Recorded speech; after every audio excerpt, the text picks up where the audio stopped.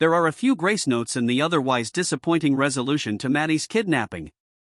I love that, even though he doesn't want to, and even as he wills himself to consider positive outcomes, Howard can't help thinking Maddie is struggling with prepartum depression and has kept it hidden for fear of being judged.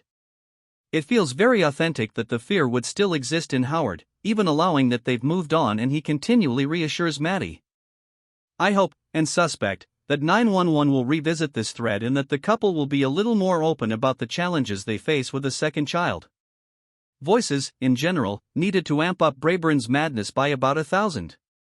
It's also pretty cool when Braeburn briefly lets her mask fall a bit when she first meets Howard.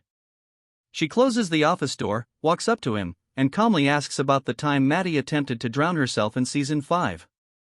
She's obviously thinking of how to get rid of her abductee by making it look like a suicide. Voices, in general, needed to amp up Braeburn's madness by about 1,000 or tell an emotionally complex story about a remorseful villain. The episode straddles a disappointing middle ground, rarely trying to surprise or subvert. I say rarely because there is one scene that genuinely rises to the level of shocking. Late in Voices, Braeburn finally begins to unravel. She's recaptured the kidnapped victim from the previous episode, but Athena and Romero are on their way to the detective's home to confront her. Howard is also at Braeburn's door, hoping to share new information, and not yet aware that he's about to walk into the home of the serial killer who has abducted his wife. Braeburn snaps, slashing Maddie's throat open after a short tussle. It's unsettling to see Maddie instantly try to stop the blood from pouring out, seconds before dropping to the ground. There's never any real doubt that Maddie is going to be okay, physically at least, but the abrupt explosion of violence and the decision to keep Maddie off-screen while Braeburn goes to meet Howard do an effective job of introducing danger into a plot where there was none. Maddie survives, helped along by plot armor, just in time to stop Braeburn from shooting Howard. Athena then arrives at exactly the right moment to put a bullet in Braeburn and end it all.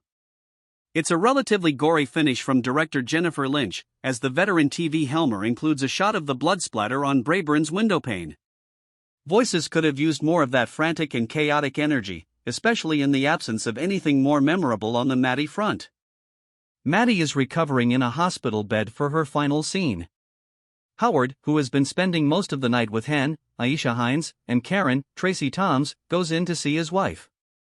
She's meant to be resting her voice after the ordeal she's been through, but Maddie is fully awake and alert. Howard tells her the baby, a boy, is perfectly fine. Maddie tears up, learning that Ji-yoon is going to have a little brother. Because so much of Voices focuses on the Maddie and Braeburn angle, other characters have significantly less to do. Karen and Han bring over their kids to distract Ji-yoon during the difficult night. Bobby, Peter Krause, appears in only a few scenes, doing his best to comfort Howard early on and then waiting with Athena as Maddie recovers in the hospital. Buck is paired off with Eddie, and they spend most of the episode looking for Maddie. It doesn't take long for Buckley to backslide from his grand gesture of taking over Eddie's lease in 911 Season 8, Episode 9. In the opening scene of Voices, before they learn